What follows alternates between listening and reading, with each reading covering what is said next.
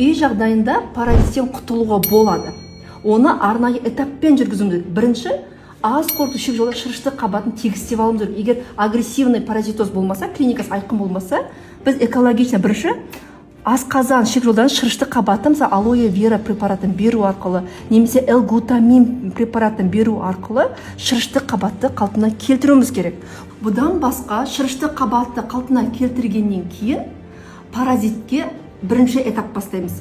Ағзадағы детокс система, бауыр, өт, лимфа жүйесімен жұмыс жасаймыз. Себебі паразит шыққанда, оны дальше шығарып тастау үшін өлген паразиттерді бауыр, өт, лимфа, детокс система жақсы жұмыс істеу керек.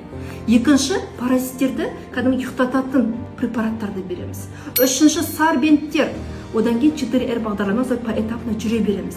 Толыққанды үй жағдайында сізде өз балаңызға паразитті емдегіңіз келсе, мен сізге осы 103 каналын жасап қойдым. Ол үшін төменге 6 санын жазыңыз.